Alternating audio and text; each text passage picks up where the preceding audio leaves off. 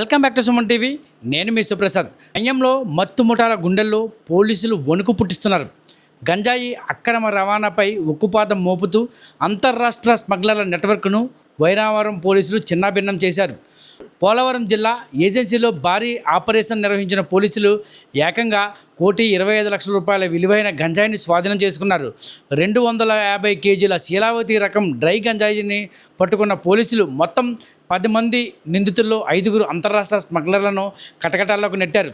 గంజాయి తలారిస్తున్న ఒక బొలెరో వాహనంతో పాటు ఒక పల్సర్ బైక్, అలాగే 4 మొబైల్ ఫోన్లను కూడా సీజ్ చేశారు.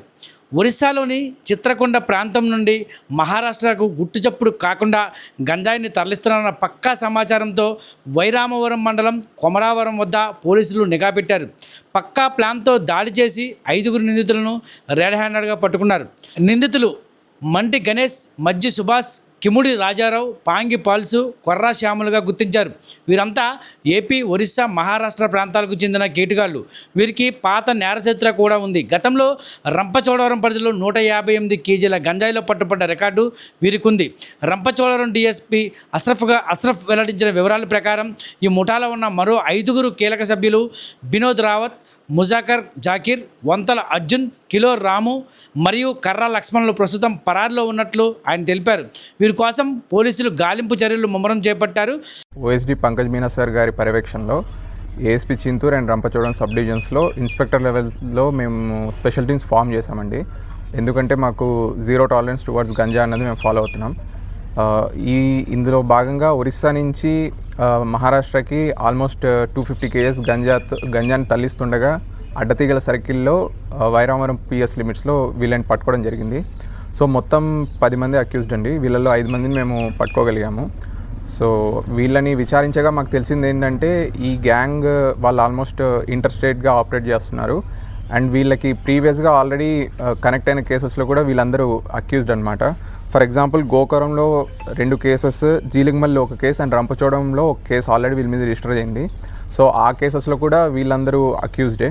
సో ఆల్మోస్ట్ అక్కడ క్వాంటిటీ ఆఫ్ గంజా ఆ ప్రీవియస్ కేసెస్లో సీజ్ చేసింది ఎంత అంటే 1058.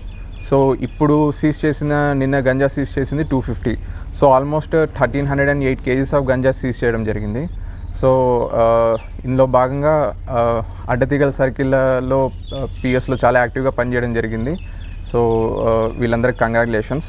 అండ్ ఇక్కడ ప్రాబ్లం ఏమొస్తుందంటే పదే అఫెండర్స్ చేయడం, అంటే రిపీటెడ్ హ్యాబిచువల్ అఫెండర్స్ ఎన్డీపీఎస్ యాక్ట్లో మేము పెడుతున్నా కూడా వీళ్ళు బయటకు వచ్చేస్తున్నారు కాబట్టి we're becoming more tough on it. So ఇక మీదట ఫ్యూచర్లో వీళ్ళ మీద పిట్ ఎన్డీపీఎస్ కేసెస్ కూడా పెడతాము. So that it becomes very difficult for them to get bail. So ఇదంతా దీన్ని బేస్ చేసుకొని మేము చాలా జాగ్రత్తగా పకడ్బందీగా ఇక మీదట ఎటువంటి గంజా అనేది మన స్టేట్లోకి రాకుండా, పర్టికులర్గా Rampachodavaram as well as Chinturu sub డివిజన్స్లో గంజా అనేది ఎటువంటిది ఎంటర్ కాకుండా we are having stuff and aggressive policy అండి. మేమైతే ఎటువంటి పరిస్థితుల్లో ఉపేక్షించేదే లేదు.